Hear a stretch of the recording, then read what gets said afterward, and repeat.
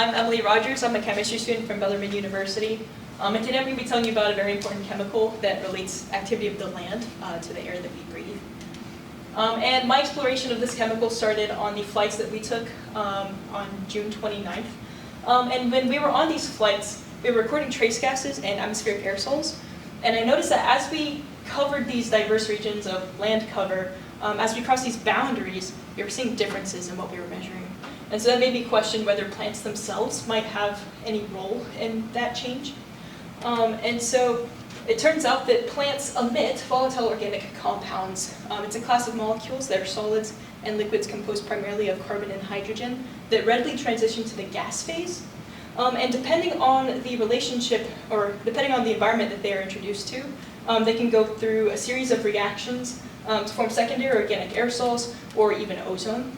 And that's a pretty big deal because both of these are climate pollutants and they're also human health hazards. And whenever they're in a photochemical regime, we see that they react with anthropogenic oxidants like the hydroxyl radical and NOxes to produce 2 ozones for every 1 CH bond that is destroyed. And we also see that this is catalytic in nature. So when we see the hydroxyl and the NOxes go in, we also see them come right back out, which means that they are made available again to react with more volatile organic compounds in the same manner. And they can even react with the same photooxidation products that generates the ozone. So that means that one VOC can become a pretty big problem pretty quickly. And isoprene represents the dominant biogenic volatile organic compound, excluding methane, though its emissions are roughly equal to that of methane if we look at it from a mass by mass perspective.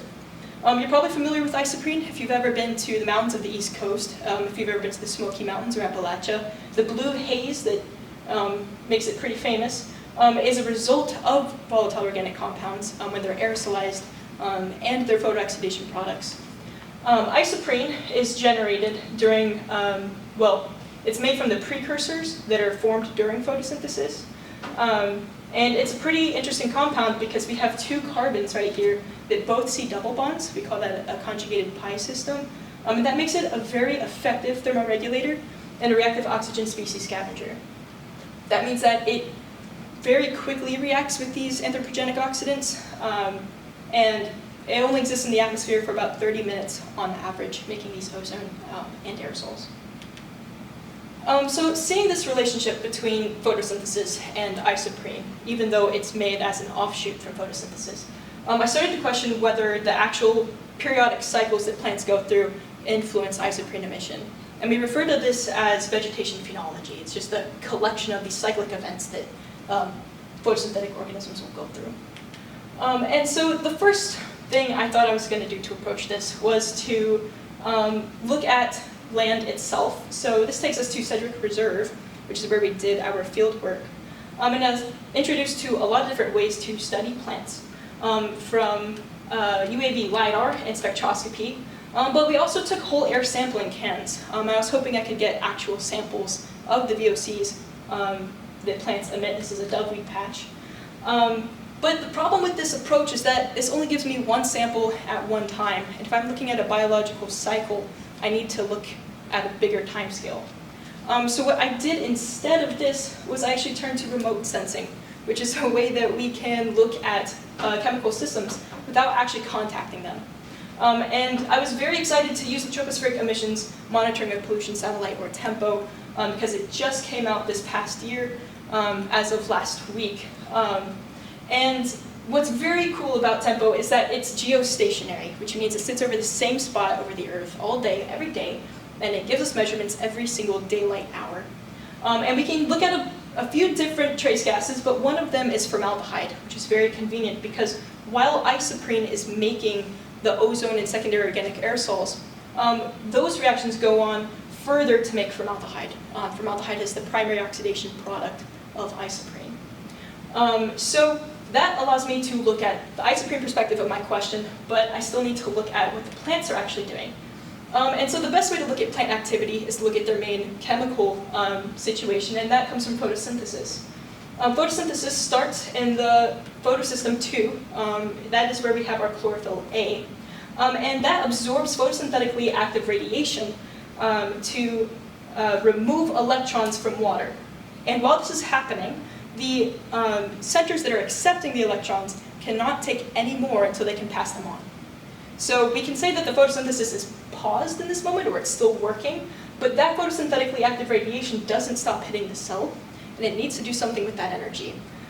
So if we're not using that energy for photosynthesis in this triplet state, then when it absorbs the energy, it's going to lose some of it as heat, and then it can actually fluoresce as a photon of light in the infrared or far red region of the electromagnetic spectrum. And we can see that from space using the Orbiting Carbon Observatory 2, or OCO2 satellite. Unlike TEMPO, this is not geostationary. It does give us a global look, and it has a 16-day return time, which means it takes 16 days to reach the same spot it was before. That gives me 2 measurements per month. And I'm focused on California because I was hoping I could use that WAS situation later. So once I had my way of looking at Isoprene, I had my way of looking at Phenology, I decided to plot SIF and formaldehyde as a function of time. So these are monthly averages of both of these measurements. And what's interesting is that they both increase at the same time, and they both decrease at the same time, but not necessarily at the same rate. Because whenever we look at this fall region, which is where they actually have the best correlation, we see that formaldehyde is going down by about a factor of 2, whereas SIF is going down by a factor of 4 or 5. Meaning this is not a linear relationship, but they're very strongly correlated with time. We also see 2 interesting points. At July, we see that they are both increasing, but there's an uncharacteristically large peak in formaldehyde. And that is from this past July of 2024. And we saw a lot of forest fires, but July also marks a lot of human activity. So this could be a lot of anthropogenic formaldehyde emissions. We know that isoprene is not the only thing that makes formaldehyde. Biomass burning, exhaust fumes, these can all contribute to that as well.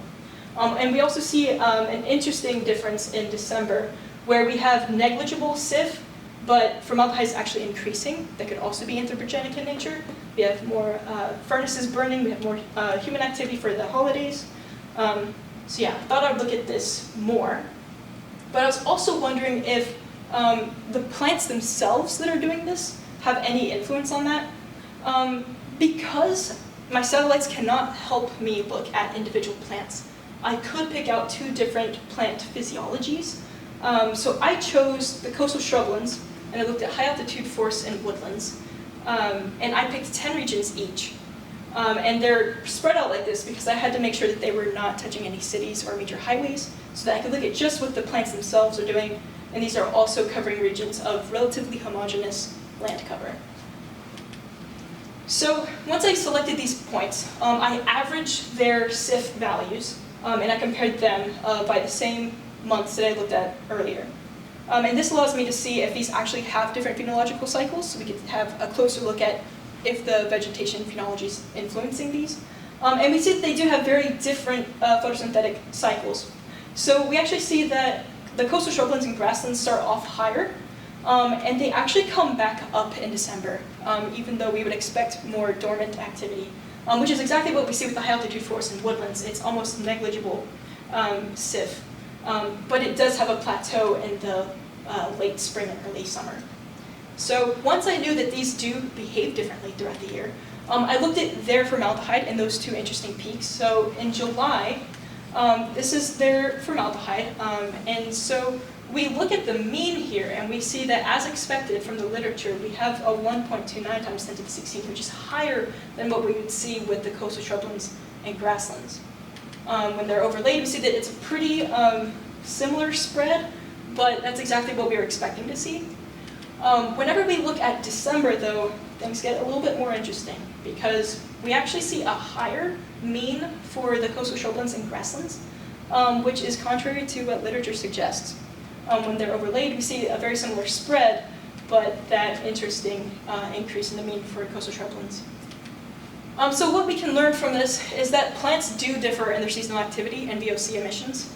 We also see that VOCs contribute very strongly to atmospheric chemistry, namely because we're looking at the formaldehyde differences. So we're actually looking at how they react in the atmosphere and comparing that. And we also see that plants emit varying amounts of VOCs in response to their environment. So whenever we're looking at vegetation phenology, we're not just looking at the plants themselves, looking at how they respond to a changing environment. So throughout the year, the temperatures that they're exposed to, the water availability and nutrients are all changing as well. So we're seeing a chemical response to their environment, which is pretty important.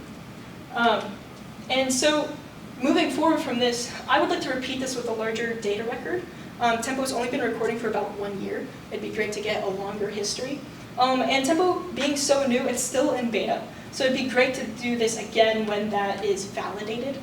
And I would also like to study the isoprene emissions directly. I said earlier that isoprene is not the only thing that makes formaldehyde.